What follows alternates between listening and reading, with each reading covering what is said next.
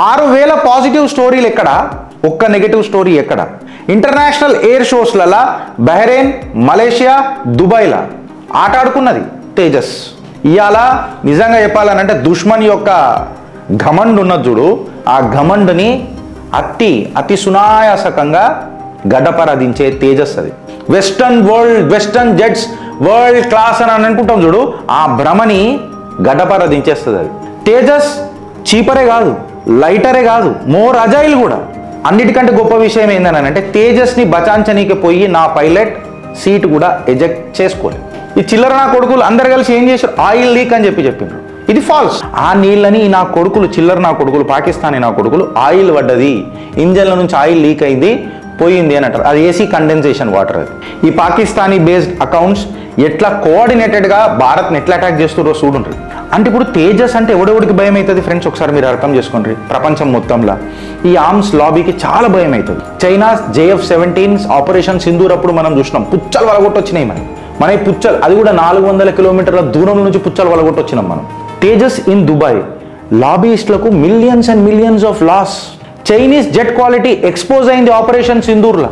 ఇది hard reality, శత్రు భయంకరం. ఈ క్రాష్ అవుతుంది. ఇది సాబుటైజ్ కాదా, వెన్నుపోటు కాదా? ఆ పైలట్కి పాదాభివందనం చేస్తుంది చిత్రగుప్త్. మాకు భారత్ని నిలబెట్టిన ఒక గొప్ప వీర సైనికుడు. నా భారత్ పడదు, లేచి నిలబడుతుంది. Higher, stronger and faster.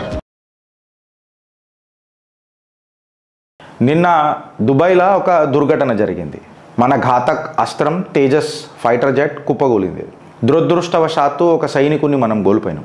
దీన్ని పలు రకాలుగా సోషల్ మీడియాలో రకరకాలుగా ఒక్కొక్కడు ఒక్కొక్క నరేటివ్ రాస్తున్నారు. ఇలా మెయిన్ పేపర్ హెడ్లైన్స్లలో కూడా ఇది చాలా ప్రాధాన్యత సంపాదించింది. అసలు ఏం జరిగింది గిరీష్, ఏమైంది అని అంటే the bird in the sky అది పోతున్నప్పుడు నిన్న ఒక ఘటన జరిగింది. మన కేంద్ర ప్రభుత్వం దాని మీద ఏం చెప్పింది, ప్రెస్ ఇన్ఫర్మేషన్ బ్యూరోలో ఫ్యాక్ట్ చెక్ ఏం చెప్తున్నది, ఇవన్నీ మనం మాట్లాడదాం.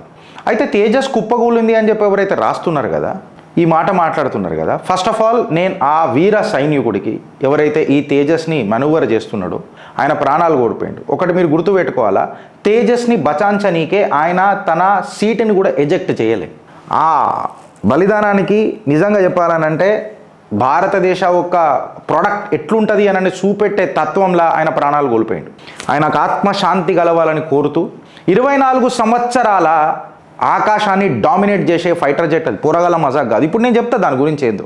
అరే గిరీష్ ఏందిరా భయ్, అది పెద్దగా మనం వాడతాను కూడా లేము, ఇప్పుడు ప్రొడక్షన్లోకి వస్తున్నది, దాని ఆమ్కా ఇంజన్ పెడుతున్నారు ఎక్సెట్రా 24 సంవత్సరాలు స్కైలా బిలియన్స్ మందికి ఎవరెవరైతే బోగస్ లాబీ ఉన్న చూడు వాళ్ళకందరికీ గుండెలలో గడ్డపారదించే ఫైటర్ జెట్ అది కేవలం ఒక ఫైటర్ జెట్ కాదు, symbol of Bharat unstoppable aerospace dominance చూపించే ఫైటర్ జెట్ అది.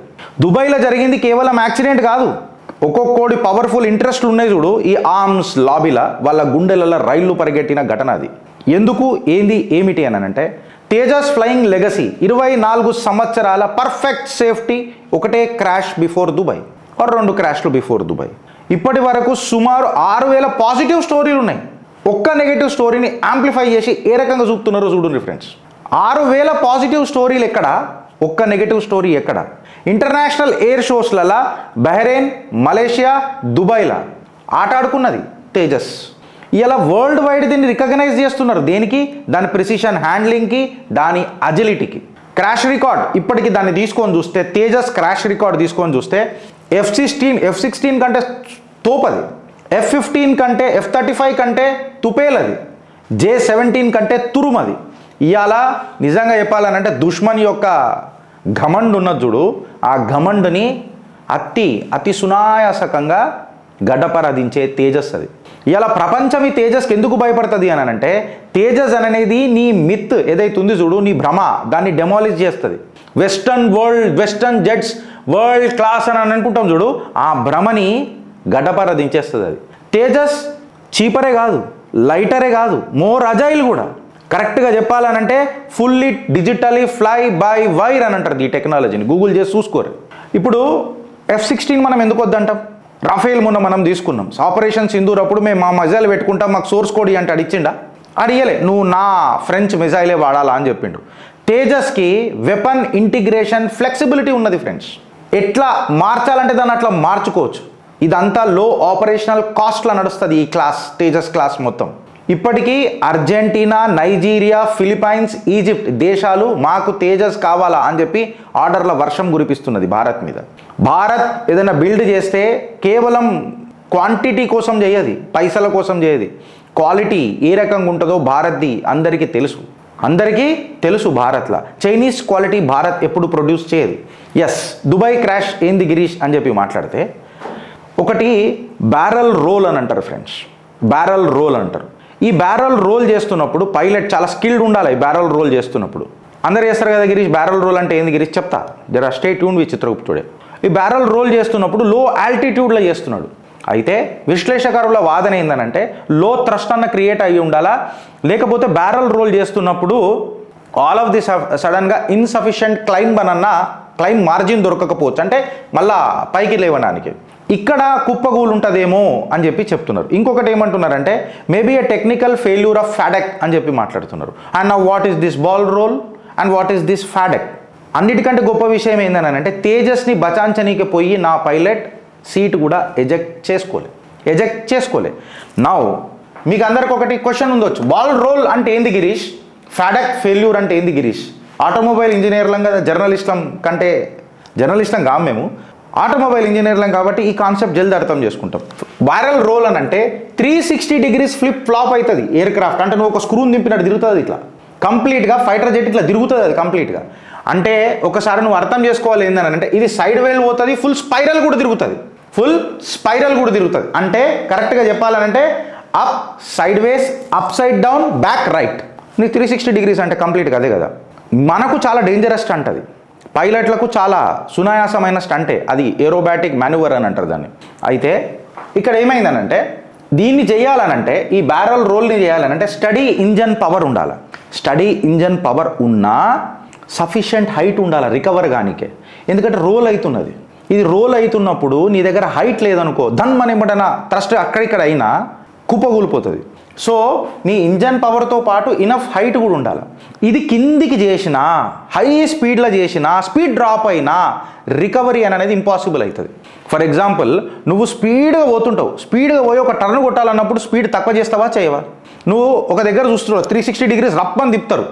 మన పెద్ద పెద్ద లీడర్ల సైనికుల డ్రైవర్లు ఎవరైతే ఉంటారో, డ్రైవర్ అనాలి మళ్ళీ సైనికుల యాక్చువల్గా ఎస్పీజీ కమాండోస్, వాళ్ళు 360 degree కార్ని తిప్పేస్తారు. వాళ్ళు తిప్పినప్పుడు ఎట్లా చెప్తారు, కార్ స్లో చేస్తారు, రప్పని తిప్పుతారు, మళ్ళీ వెళ్ళిపోతారు ఇట్లా. సో స్పీడు, అజిలిటీ, మేనవరబిలిటీ అనేది చాలా ఇంపార్టెంట్ ఉంటుంది. ప్లస్ స్టీరింగ్ కంట్రోల్ అనేది ఉంటుంది. దానికి సఫిషియంట్ స్పేస్ కూడా ఉండాలి. నువ్వు స్పేస్ లేకున్నప్పుడు కార్ తిప్పినావు అనుకో, కుదురుతుందా? ఆ హైట్ అనేది ఇంపార్టెంట్ అనమాట. సో ఈ రికవరీ ఇంపాసిబుల్ అయిపోతుంది ఎప్పుడు, నీ హైట్ తక్కువ ఉన్నప్పుడు. ఈ బ్యారల్ రోల్ ఏం చేసిందంటే ప్లేన్ని కంప్లీట్గా అప్స్ అండ్ డౌన్ చేస్తుంది. ఇట్లానో ఏదో చేస్తుంది అది. మీరు వీడియోలు చూస్తే మీకు తెలిసిపోతుంది. ఇప్పుడు మీకు బ్యారల్ రోల్ తెలిసింది కాబట్టి నేను వీడియోస్ చూడలే, నాకు చూసేంత ధైర్యం లేదు. I cannot see my Bharat, ఓపెన్గా చెప్తున్నా. ఆ పైలట్ నేను జర ఎమోషనల్ ఫ్రెండ్స్, నేను జర చూడలేను అంతే. ఇక ఈ ఇంజన్ లాస్ పవర్ అయిపోయి అట్లా లో స్పీడ్ ఉన్నప్పుడు థ్రస్ట్ డెవలప్ కాకపోతే పైలట్ దాన్ని పుల్ చేయడానికే ప్రాబ్లం అవుతుంది. ఇప్పుడు మీకు బ్యారల్ రోల్ అర్థమైంది. ఫ్యాడెక్ ఫెయిల్యూర్ అంటే ఏంది గిరీష్ అని అంటే, ఫ్యాడెక్ అని అంటే full authority digital engine control. Full authority digital engine control అంటే ఏంది గిరీష్ అంటే ఇది ఒక కంప్యూటర్ బ్రెయిన్.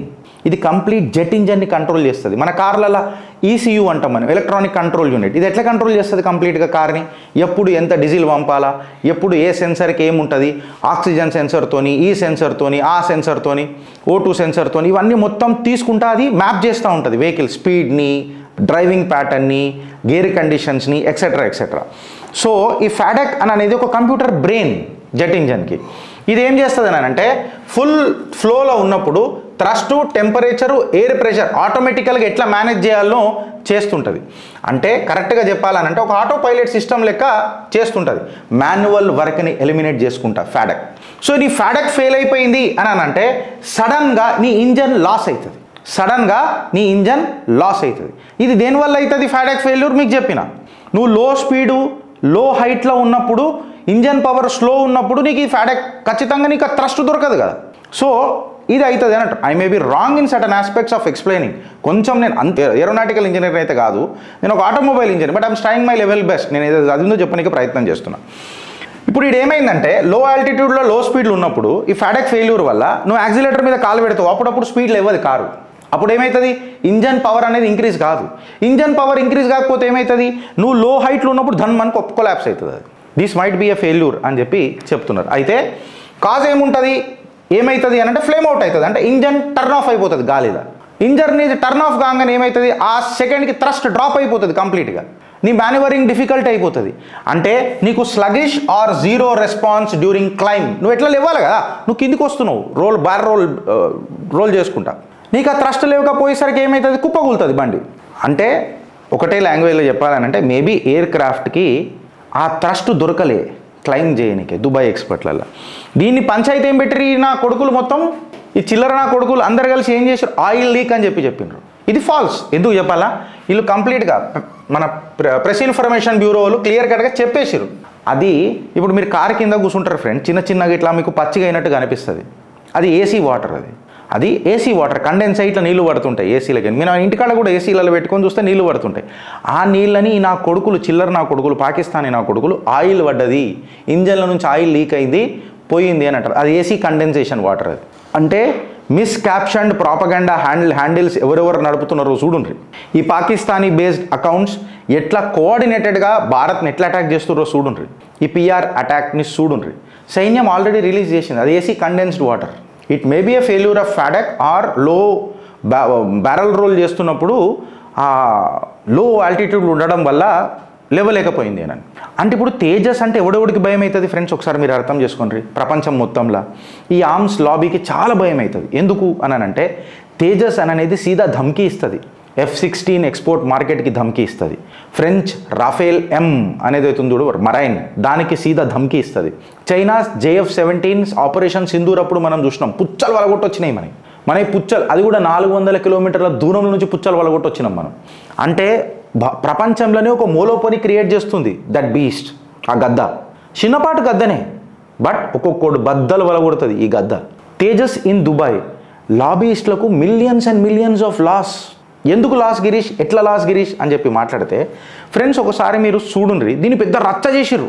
F-35 నాకు తెలిసి సుమారు 20 రోజుల మీద ఉన్నది కోయంబత్తూర్ ఎయిర్బేస్లో ఎయిర్పోర్ట్లో. F-35 20 రోజుల పైన ఉన్నది.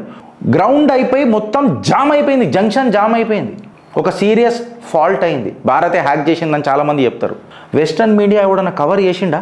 పోనీ మన ఇండియాలో కూడా కొన్ని పేపర్లు ఏమైనా కవర్ చేసినాయా, సోషల్ మీడియా తప్ప? దాని మీద సన్నాట, ఎవ్వడు మాట్లాడతలేడు.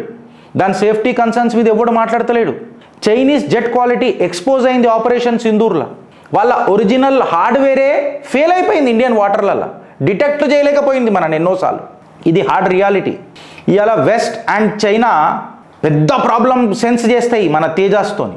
ఇది ప్రాబ్లం. అందుకే 6,000 పాజిటివ్ కేసులను వదిలిపెట్టి ఒక్క నెగిటివ్ కేసుని భూతద్దంలో పెట్టి చూపిస్తున్నారు. అంటే చిన్న బ్యాక్టీరియాని వీళ్ళు డైనోసార్ లెక్క చూపిస్తున్నారు. తేజస్కి ఇంతెందుకు భయపడతారు గిరీష్? భయపడతారు కరెక్టే. ఎందుకు భయపడతారు గిరీష్ అని అంటే ఇది భారత్ యొక్క ఇండిజినియస్ టెక్నాలజీ, ఆత్మనిర్భర్ భారత్ కింద తయారైన పిట్టే. ఇది పిట్టే కాదు, గద్ద. ఇది వేటాడే గద్ద. ఇది శత్రు భయంకరం. ఇది చెప్పిన కదా, వెపన్స్ దేని పడితే దాంతో ఇంటిగ్రేట్ అయిపోతుంది. అండ్ మా భారత్ సొంత డిఫెన్స్ ప్రొడక్షన్లకి బయటికి వెళ్ళింది. మిడిల్ మ్యాన్లు ఎవరు లేరు దీనికి. ఇది ఫెయిల్ అయింది అని అంటే ఖచ్చితంగా మన HAL కూడా వీక్ అయిపోతుంది, మన DRDO వీక్ అయిపోతుంది, ఈ ఆర్మ్స్ లాబీ ఇన్ఫ్లుయెన్స్ పెరిగిపోతుంది, మన సెల్ఫ్ రిలయన్స్ తగ్గిపోతుంది. కమిషన్ బేస్డ్ ఇంపోర్ట్స్ కదా వీళ్ళకి కావాలి, కట్ కమిషన్లు రానికే. దీన్ని ఎక్స్ప్లాయిట్ చేయనికే దీన్ని బద్నాం చేస్తారు, మనని ఖతం చేసే ప్రయత్నం చేస్తారు. ఈ క్రాష్ అయింది, నేను కాదని అంటలేను. ఎప్పుడైంది crash happened right at the time of 113 GE engine deal జరుగుతున్నది జీఈతోని, General Electric US based company. దానికంటే జస్ట్ ముందు ఇది క్రాష్ అయింది. ఇక డాట్స్ కనెక్ట్ చేసుకుంటారు అండి. తేజస్ అప్పటిదాకా గ్లోబల్ అటెన్షన్ ఉన్నది, విదేశాల నుంచి దేశ విదేశాల నుంచి మనకు ఆర్డర్లు వస్తున్నాయి. GE ఇంజన్ డీల్ అప్పుడు చేస్తుందా చేయదా భారత్ అని ఆలోచిస్తున్నప్పుడు ఈ క్రాష్ అవుతుంది. ఇది సాబుటైజ్ కాదా, వెన్నుపోటు కాదా? వెస్టర్న్ కాంపిటీటర్లు వాళ్ళ ఎక్స్పెక్టేషన్స్ కంటే భారత్ పెరిగిపోతుంది అని అన్న కుళ్ళు బుద్ధి కాదా? ఇలా పాకిస్తానోడు ఆయిల్ లీకేజ్ అని చెప్పి నరేటివ్ రన్ చేస్తున్నాడు ఫ్రెండ్స్. అది కూడా బిఫోర్ క్రాష్ కంటే ముందే. ఈయనకి ఎట్లా కలబడ్డదో నాకు అర్థం కాదు. తేజస్ ఒక గ్లోబల్ థ్రెట్ ఎందుకు తెలుసా? ఒక్కొక్కడికి ఉచ్చబడుతుంది ఎందుకు తెలుసా? 8 వెపన్ హార్డ్ పాయింట్స్ ఉన్నాయి ఈ గద్దకు. 1000 కిలోమీటర్స్ కాంపాక్ట్ రేడియస్ పుచ్చల వల్ల కొట్టొస్తుంది. 8G మ్యానువరబిలిటీ దీని గూగుల్లో వేసి చూసుకోర్రి, నేను అన్ని టెక్నికల్గా కవర్ చేయలేను. బీవీఆర్ ఎయిర్ కాంపాక్ట్ల సుపీరియర్ మోడల్, ఇది సుపీరియారిటీ ఎగ్జిబిట్ చేస్తుంది. స్టోబార్ క్యారియర్ కెపాబిలిటీ తేజస్ నేవీలా ఇది జబర్దస్త్ క్లాస్. ఇది lowest radar signature among the light fighters నా Tejas. Light fighter with medium class పచ్మని కొడుతుంది. కాంపిటీటర్ లేడు తేజస్కి. ఆ పైలట్కి పాదాభివందనం చేస్తుంది చిత్రగుప్త్.